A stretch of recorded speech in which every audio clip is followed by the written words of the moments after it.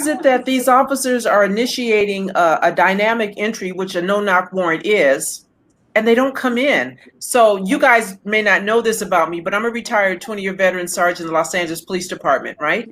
And I've been involved in service of search warrants, and I have never participated in the service of a warrant where you knock or no knock, break in the door, and then remain outside. That seems very odd. Yeah. Do we know how many officers actually fired? We know that there were several rounds, but that could not have just come from one officer, I'm assuming, unless he reloaded. Well, he did. There's testimony from neighbors that they did hear someone reload. Yeah, reload and reload. But 3 officers fired shots. And there were what, like 8 present, right? Huh? There were what, like 8 present, right? Yeah.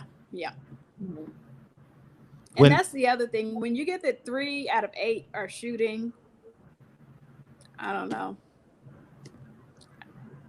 Especially knowing that Kenny shot one time, like, and Sergeant Dorsey, you may be able to weigh in a little bit more. Like, I think retreat to assess try to assess what the danger is, not just fire blindly into an apartment and then also 2 neighboring apartments also get. Exactly. Well, certainly the officers should have been concerned about background and all of that. They should have known who was on the other side of that door when they fired, and that's problematic. That's why one of the officers has been fired.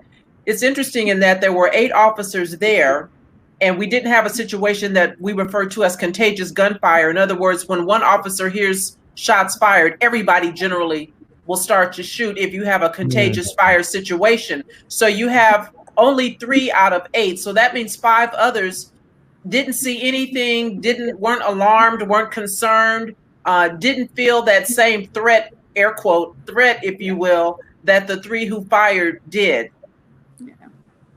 Yeah.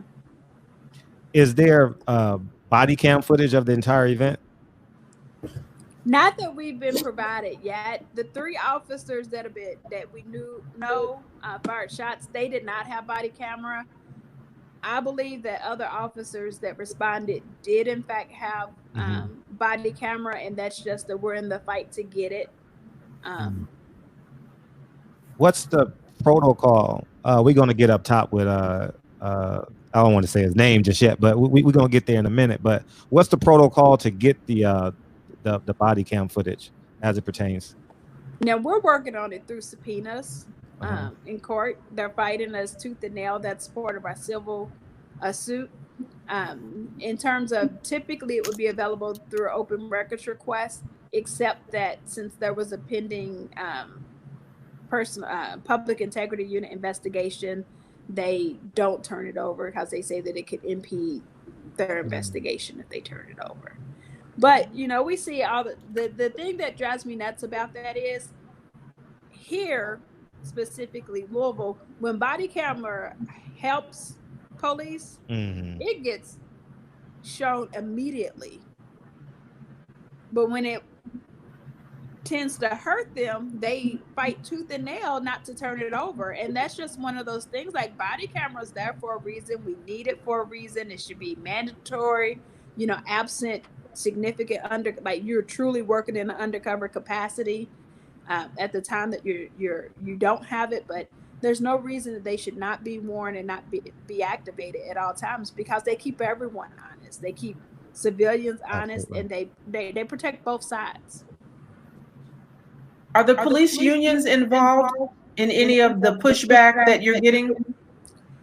This is one of the first times, and I say this a lot to people here, our FOP has taken the stance of no comment until the investigation's complete. I've never seen that happen, where they just don't make any comment whatsoever until the investigation is complete. Normally they're in defense of the officers, but they're radio silent right now.